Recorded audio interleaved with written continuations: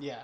So the Kecksburg UFO is basically in December 9th of 1965, a huge asteroid-like object makes its way over Canada, Ohio, western Pennsylvania. Thousands of people see it through those several states and other countries, and it is said to have traveled in an S-shaped sort of strange path that would not dignify the trajectory of a normal UFO. This S-shaped path it takes means that it wasn't an asteroid. Along with it, not flaming, but actually glowing more, reports start coming in from Kecksburg, which is a small town outside of Pittsburgh, about 30 miles outside of Pittsburgh, that something crashed in the woods. To further mystify this incident, most reporters, witnesses actually don't say it crashed, but rather it landed in a controlled sort of landing. Witnesses go on to see it, including police, who say that it was 10 feet tall, acorn shaped, and glowing in a purplish sort of blue color, pulsating the color. Strange markings along the base of it, which witnesses say they can make out that weren't any sort of language they could understand. Within hours, military comes without any sort of insignia on their military, no patches or badges or whatever. They kick everyone out of the area, including local police, who were then on the scene, but not anymore once the military came. And many claim that these people, when asked who they were or what their authority was, said they were NASA. Okay, which is even more creepy. But when when asked who they were, that's what they said. Many people see them carry out this acorn-shaped, glowing, hot, a sort of craft on the back of a flatbed from when they were kicked out of the area and immediately went to it. Hundreds of people who heard about this on the news while it was going around and no one knew what it was, followed this thing and went to this small town of Kecksburg, which only has about that many people in population, maybe 1,000 some odd people. Hundreds of people swarmed this town and were involved in this incident. Which made it kind of literal. But literally, the official explanation for all of this is that nothing happened. And nothing was recovered from the woods. Nothing landed there. Nothing was recovered from the woods. Yet in 2005, we get a statement from NASA that these scientists did analyze metal materials that were taken from the crash site, from the object, and that it was a downed Soviet space probe, which prior to this, people said this could be a Soviet space probe, and they said there's no chance. All the experts, NASA themselves, who now came out and said it was a space probe, originally said there's no chance. Based on the time frame that it happened and the location that it landed in, there is no chance that it was any attempted launch Soviet space probe and or satellite. Based on the expert opinion, they basically said this was impossible. Now, NASA's own cataloging system says that there should be 2 boxes full of documents that they had about this Kecksburg incident and when they studied the materials from it. But at some point between then and now, they've gone missing.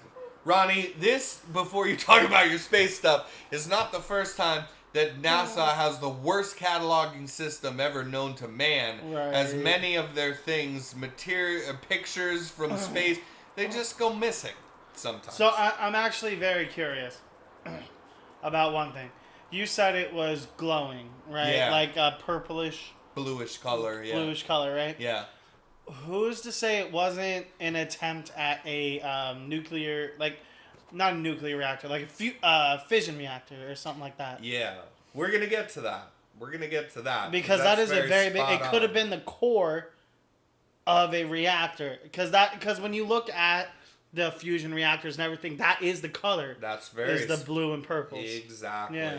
So, Leslie Kean, who is a UFO researcher, kind of spearheaded this effort based on the Right. Freedom of Information Act to get documents from God NASA. bless the USA. Yeah, from NASA, who said the documents were missing all these years, who only then finally said, when pressured to under the Freedom of Information Act, that the files are missing, and they went missing in particular between the years of 1987 and then have not been located since then, around 1987.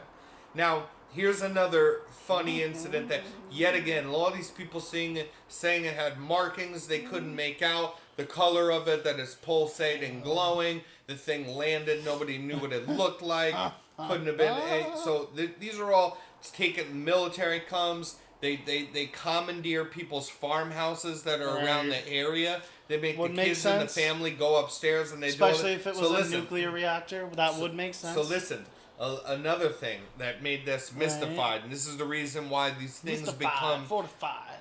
crucified, mortified, horrified. All right, so listen, this is another thing that make these cases. You got to understand though, what this is important to understand.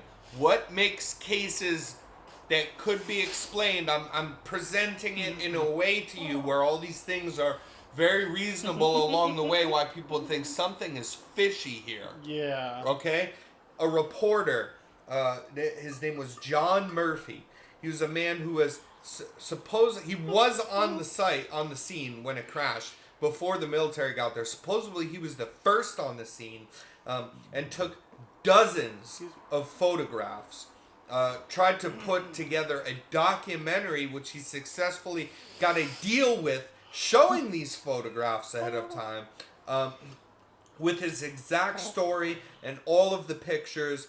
But before the documentary was aired, the military came to his house. They raided his house. They flipped his house wise. They seized all of his pictures, all of his notes, everything related to the Kecksburg acorn. Okay, I heard about that part. Yeah. And also redacted almost everything out of his documentary till the point where it had zero pictures and zero mention of anything landing in the woods, which is the entire documentary is about that. But John Murphy assured and swore to people, I still have pictures that they didn't get, and I will show you them.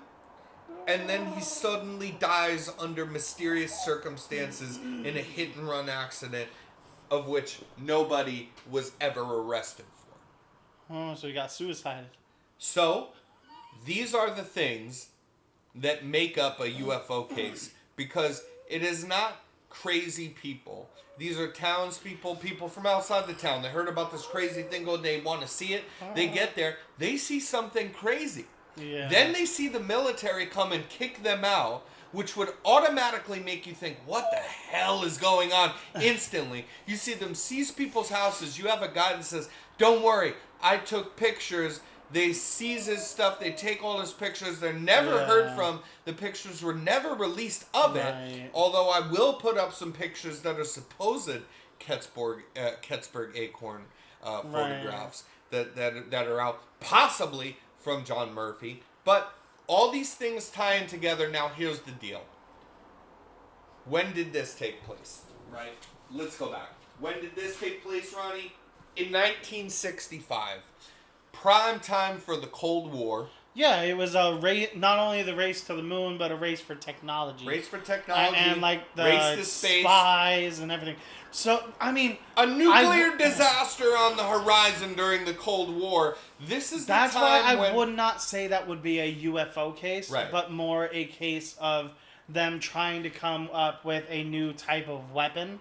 And taking pictures of military weapons and everything.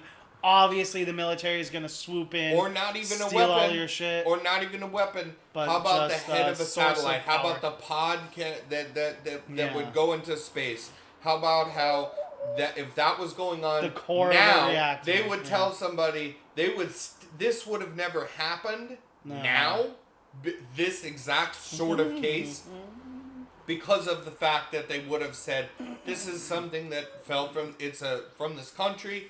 They tried to launch a probe. Yeah, because we have so much up in there already, and and because we're not, because and you know what? Who knows? Even now, we're at war with Russia again, so I shouldn't even really say that. Both these times with Russia is kind of similar, actually, because when you say the Cold War, it's a war that actually didn't have thousands, hundreds of thousands of people die in an actual war. It was a spying effort. It was an information war. It was an information war. It was a spying effort. It's an arms race, a race to space. It's a race for power, which brought the wall down. We all know the story with that. Now, given that this was in that time frame, I'm very convinced that this was a Russian probe. And the reason why they said originally this couldn't have been a Russian probe is because they did not want us to know that Russia could successfully launch a probe. Well, not successfully, even in this case, but try to launch probes that would literally spy on us.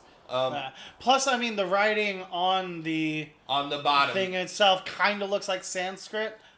But best described by the witnesses as closest thing they could relate it to is Sanskrit. It looks a lot like Russian writing. Sanskrit looks a lot like Russian writing. Russian lettering.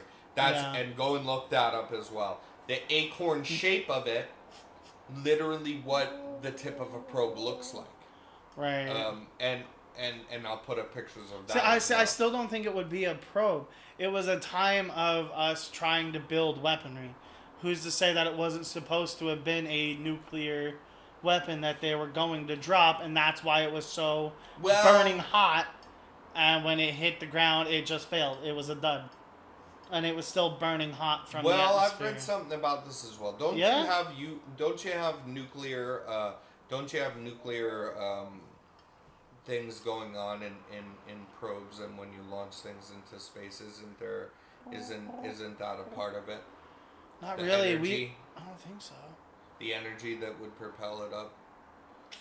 Rockets they use is basically what they said, and that's why it would burn bluish, purplish, which you said is like a nuclear kind of way that things go. That's part of fission reaction. Fission reaction, I've heard, is part of what they would use then as trying to propel things up into space. I mean, that's fair. And so that would be the reason that it... And they I guess I would have to said research that it was glowing more. bluish, but glowing hot, a bluish then. So coming out from the atmosphere and back in.